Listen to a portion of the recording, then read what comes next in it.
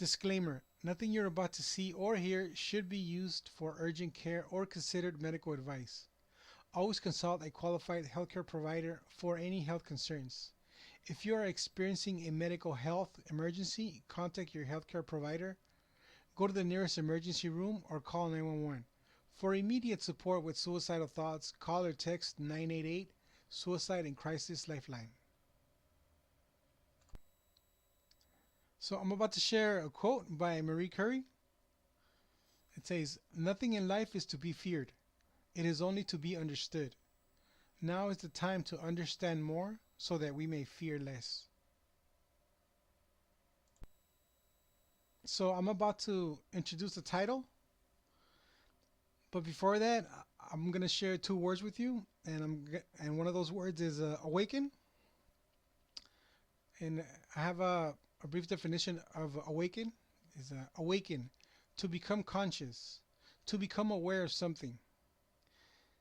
If you do become aware of something, that means for X amount of time you were not aware of the thing or things. Shout out to Charles L. Whitfield. The next word I would like to share is healing. And the first time I remember hearing and reading about the word healing from a psychological sense was from Healing the Child Within from Charles L. Whitfield. And I would also like to share what's on the cover of the page. It says Discovery and Recovery for Adult Children of Dysfunctional Families. So here we are. This is a testimony. Shout out to my psychologist out of Mexico City, Mexico, Narciso Castañeda Tellez. And I'm Florentino Jr. Tapia Reyes. This is Awakenings, a psychological healing journey arrival. There may come a time in your life where you need help, and the help that you need will have a starting point of yourself. Tips for you to consider on your psychological healing journey on thoughts, emotions, and words. Mental health. Who might be able to benefit from the following information? A father, a mother, an adolescent, anyone experiencing any mental health symptoms such as anxiety, childhood trauma, codependency, obsessive compulsive disorder, post-traumatic stress disorder, suicidal thoughts, stress, substance use disorder, panic attacks, personality disorder, and things of that nature. Also, substance use disorder would be drug abuse. Okay. So I'm gonna share something called cognitive distortions, and one of them being mental filtering because that's one that stood out to me, and that's one that I could relate to the most. Okay, it's cognitive distortions. What are they? Cognitive distortions are inaccurate or unhelpful ways of interpreting situations. And in this case, it's called mental filtering. This distorted thought pattern involves the tendency to ignore positive aspects and focus exclusively on negative ones. Researchers have found that having a negative perspective on yourself and your future can cause feelings of hopelessness. These thoughts may become extreme enough to trigger suicidal thoughts. And I found this at healthline.com, Health Cognitive Distortions. So this in particular is one that I can relate to because it explains so much. And from what I read, it got it right on the money. If you focus on negative thoughts on a continuous basis, they do the thoughts that start coming into mind become extreme enough to trigger suicidal thoughts.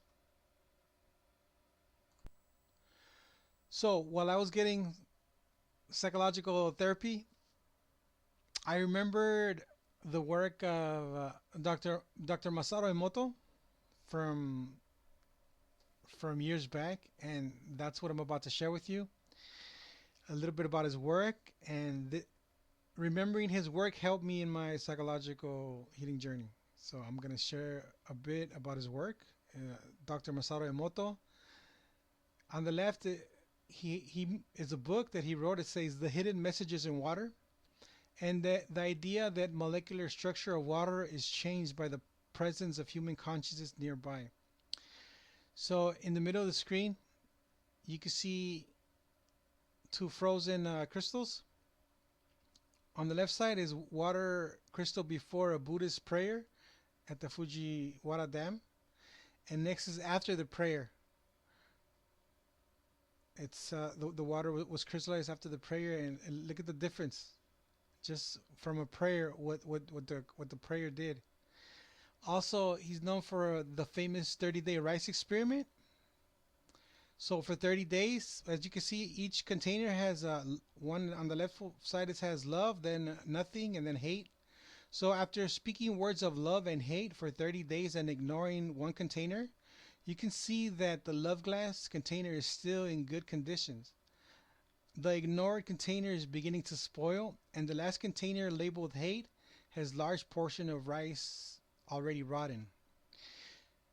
So you would think if our words can do this to water, if they could alter and change water, what could they possibly do to us, to the human body?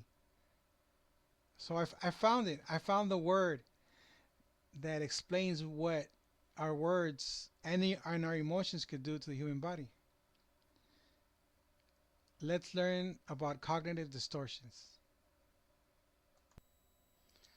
So another word that I would like to share is psychosomatic disorders. Well, words. And while I was getting psychological therapy, I was doing my own research on the side, working on educating myself, and I stumbled across this word, psychosomatic disorders, which I've never heard before in the past. And since I learned about these words, I've only heard them mentioned by like two people, and both of the times have been in movies. And the reason I'm sharing this these graphs here is so more people could become aware of these words and about their emotions. And shout out to Dr. Raki Anand. This is a graph that I found online, and it says the connection between emotions and diseases, psychosomatic disorders. Dr. Raki Anand details common health symptoms that develop as a result of stress. And on the left side, we can see here effects of stress, psychosomatic disorders. And there's a graph that she details here. On the left, it says that stress it's linked to colds and flu, cancer, depression, eczema, and other skin disorders, post-traumatic stress disorders, stomach ulcers, heart disease, and asthma. And on the right side, there's another graph that says that diseases your emotions are connected to. Repressed anger has to do with tension, migraines. Anger, high blood pressure, heart disease. Anxiety has to do with the affects the intestines. Resentment affects the bones. So let's go through a summary. So from the title of the book, Healing the Child Within, Discovery and Recovery for Adult Children of Dysfunctional Families, I learned and confirmed that based on my psychological therapy, discovery is one of the first stages along one's psychological healing journey. Also, we learned that cognitive distortions, in particular mental filtering, that having a negative perspective on yourself and your future can cause feelings of hopelessness. These thoughts may become extreme enough to trigger suicidal thoughts. Dr.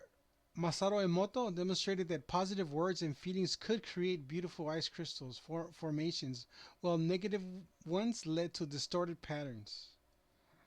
Next, we learned about psychosomatic disorders, the connection between emotions and diseases. Some of the effects of stress are asthma, cancer, colds and flu, heart disease, anger, repressed anger, anxiety, resentment can affect migraines, back pain, high blood pressure, and bones. The arrival. How did I arrive? I started to become aware of my thoughts, words, and emotions. I started to choose good, positive, happy, joyful thoughts for my life, for my surroundings, and for my future, even if they were only in my mind. For some time, I even had forgotten I was waiting, believe it or not. But then it happened. The time finally arrived. Joy had burnt away the pain. May the glory be to God.